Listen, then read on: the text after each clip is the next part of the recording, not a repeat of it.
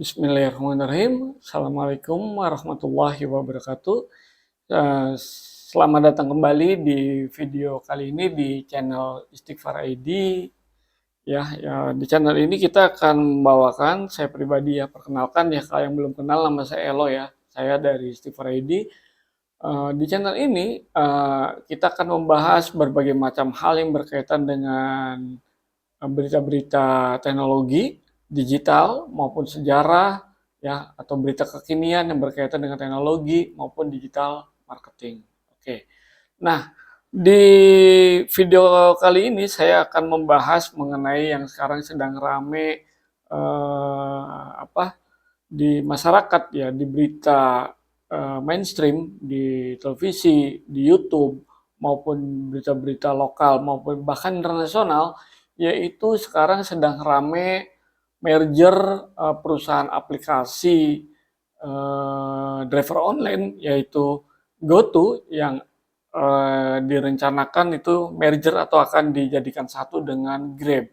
Namun itu pun saya melihat masih sekedar rumor ya, tapi bisa jadi juga ya kalau memang itu terjadi, ya bisa saja, karena memang tidak ada yang tidak mungkin terhadap hal itu, teman-teman ya. Nah, di video kali ini saya akan membahas tentang berita yang sedang viral saat ini, yaitu tentang rumor akan bergabungnya GoTo dan Grab. Baik, saya mulai saja ya, teman-teman ya. Banyak orang menanyakan, apakah dua raksasa teknologi di Asia Tenggara ini, GoTo dan Grab, ini akan bergabung? Itu banyak sekali yang bertanya-tanya. Ya, maka dari itu ini kita bahas, teman-teman. Kabar ini tengah menjadi perbincangan hangat di dunia bisnis maupun teknologi, karena memang aplikasi Grab atau GoTo ini adalah aplikasi teknologi yang unsur bisnisnya itu kental dan kuat sekali, teman-teman. Dalam video ini kita akan membahas fakta-fakta terkini, spekulasi yang beredar, serta potensi dampaknya bagi konsumen, pelaku usaha, dan perekonomian Indonesia, tentu secara keseluruhan.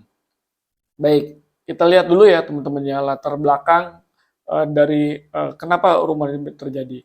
GoTo hasil dari merger antara Gojek dan Tokopedia pada tahun 2021.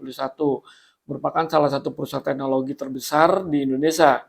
Dan dia menyediakan layanan transportasi, e-commerce, dan keuangan digital. Sementara itu, Grab, perusahaan asal Singapura, juga memiliki layanan serupa dan telah beroperasi di negara Asia Tenggara. Jadi, Grab sendiri sudah ada di Asia Tenggara, teman-teman. Jadi, kalau GoTo itu atau Gojek itu adalah buatan Indonesia, nah GoTo ini adalah buatan negara Singapura, teman-teman. Lalu, fakta terkininya apa sih mengenai berita ini atau rumor ini? Laporan dari Bloomberg dan Reuters menyebutkan bahwa Grab sedang dalam pembicaraan untuk mengakuisisi GoTo dengan nilai sekitar 7 miliar US dollar dengan target penyelesaian pada kuartal 2 di tahun 2025. Jadi rencana di kuartal 2 di tahun 2025 ini Grab akan mengakuisisi GoTo itu sendiri, teman-teman. Nah, lalu Grab mengeluarkan pernyataan resminya bahwa membantah rumor ini. Karena apa? Menyatakan bahwa spekulasi tersebut tidak berdasarkan informasi yang terverifikasi. Jadi memang rumor ini belum terverifikasi ya dari pihak Grab itu sendiri, teman-teman, karena baru rumor. Lalu respon dari GoTo itu apa sih terhadap rumor ini? Nah, responnya dari GoTo mengakui menerima berbagai penawaran dari sejumlah pihak, namun belum ada kesepakatan yang dicapai terkait dengan merger dengan Grab. Jadi pihak GoTo ya siap saja kalau memang GoTo sendiri ingin di merger oleh pihak Grab. Jadi kalau GoTo ternyata dibeli atau di merger jadikan satu dengan Grab, ya GoTo akan menerima terhadap hal ini, teman-teman. Nah, potensi dari dampak merger ini sendiri, dominasi pasarnya itu akan terjadi jika merger terjadi, entitas gabungan akan menguasai sekitar 91% pasar ride hailing di Indonesia dan hampir 90% di Singapura. Artinya itu sudah 80% lebih, teman-teman. Maka pasar dari market dari driver online ini dikuasai oleh Grab.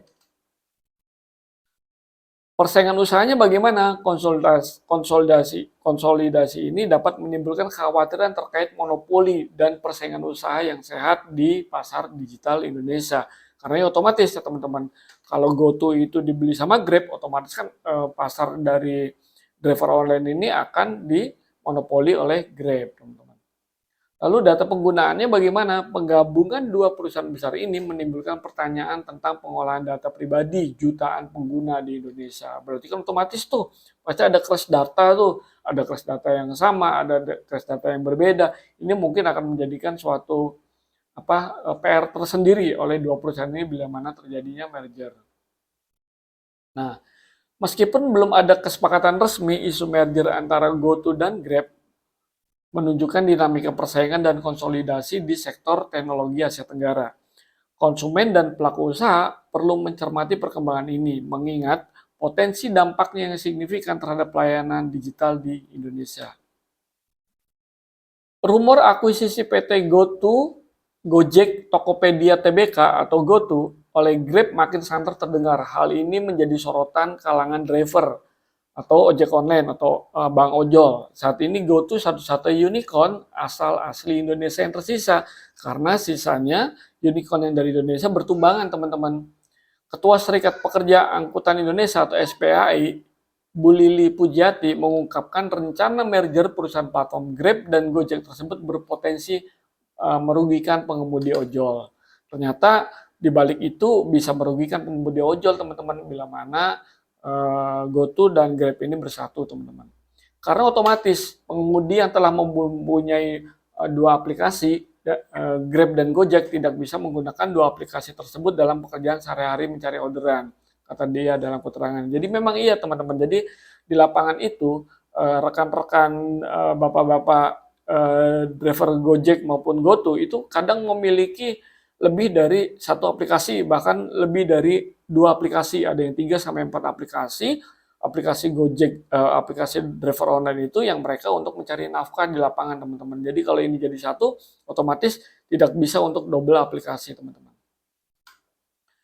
Bagi dia, ini berarti pengemudi hanya mengandalkan satu aplikasi saja dalam memperoleh orderan yang berdampak pada berkurangnya pendapatan dibandingkan sebelum merger. Saat ini saja pendapatan ojol sudah pas-pasan, berkisar antara 50 sampai 100 ribu per hari. Nah, angka ini mungkin sangat besar kalau di kota kecil, tapi angka ini akan sangat kecil kalau driver online ini berada di kota yang besar, contoh misalkan Bandung, Jakarta, maupun Surabaya, teman-teman. Nah, itu pun belum dikurangi biaya bensin, pulsa, paket data, parkir, suku cadang kendaraan, dan biaya-biaya lainnya. Ditambah lagi potongan platform yang selangit mulai dari 30% sampai 70% dari setiap orderan yang dikerjakan pengemudi. Ya, jadi potongan dari aplikasi sendiri itu kadang besar dari 30 sampai 70% yang dipotong oleh platform terhadap pengemudi ojol di lapangan, teman-teman. Nah, contoh lainnya adalah saat terjadinya merger di tahun 2021 antara Gojek dengan Tokopedia yang menghasilkan GoTo. Pasca merger ini pengemudi ojol kehilangan insentifnya yang mengerjakan pengantaran barang, layanan GoSend, same day. Sebelum merger, pengemudi mendapatkan insentif sebesar 10.000 untuk 5 kali pengantaran. Namun, pasca merger, pengemudi hanya mendapatkan 5.000 saja. Ini berarti pengemudi hanya mendapatkan setengah dari upah apa yang sebelumnya dia bawa. Jadi banyak sekali sekarang keluhan-keluhan dari bapak-bapak ojol di lapangan, pendapatannya menurun, teman-teman, terhadap merger-merger ini, teman-teman. Kemudian untuk pengantaran sebanyak 10 kali sebelum merger, pengemudi memperoleh insentif sebesar 45.000. Namun setelah merger, upah pun melorot jadi 20.000, teman-teman. Dari sini kita terlihat dengan jelas bahwa bukan hanya terjadi pengurangan upah, tapi juga semakin banyak pengiriman yang dikerjakan, justru upah juga semakin berkurang berturut-turut. Bisa terlihat pengurangannya dari 50% untuk 5 pengantaran, kemudian 55% untuk 10 pengantaran. Namun, dia melihat saat ini pun kondisi upah atau pendapatan yang diperoleh pengemudi sangat tidak sepadan dengan tenaga kerja dan waktu kerja yang dihabiskan di jalanan setiap harinya. Skema diskriminatif yang diberlakukan platform Gojek Grab, Maxim, Shopee Food seperti skema prioritas. Slot skema prioritas. Akses hemat hub selainnya akibat sebelum diakuinya status pekerja tetap oleh platform kepada pengemudi ojol. Sehingga aturan mengenai pemberian upah hanya menggunakan standar dari platform, bukan mengikuti hukum ketenagakerjaan yang berlaku. Jadi aturan-aturan yang dikeluarkan oleh platform ini teman-teman, itu merupakan aturan yang dikeluarkan oleh platform. Jadi bukan memenuhi standar aturan yang ada di negara kita teman-teman. Nah, untuk itu SPAI mendesak kepada Kementerian Ketenagakerjaan dan Komisi 9 DPR RI untuk mengakui pengemudi ojol, taksi online, dan kurir sebagai pekerja tetap dan memulai melakukan pembahasan rapat RUU Ketenagakerjaan agar terwujudnya payung hukum yang melindungi pengemudi ojol, taksol maupun kurir. Bagaimana pendapat kamu kemungkinan merger antara GoTo dan Grab? Apakah ini akan membawa manfaat atau justru tantangan baru bagi ekosistem digital? Nah, buat yang tadi menyimak atau ada komen ataupun ada komplain mengenai apa yang saya sampaikan, silakan isi aja di kolom komentar teman-teman. Nah, saya menyampaikan ini saya sebagai pegiat digital atau pegiat media sosial melihatnya bahwa hal ini bisa dilihat dari dua macam aspek, aspek positif maupun aspek negatif. Aspek positifnya mungkin untuk perusahaan GoTo misalkan kondisi sedang mulai berkurang pendapatannya setelah dimerger oleh pihak Grab, mungkin akan bisa naik kembali. Tapi aspek negatifnya itu tadi diantaranya adalah para pengemudi ojol atau driver online itu berkurang pendapatannya akibat tidak bisa melakukan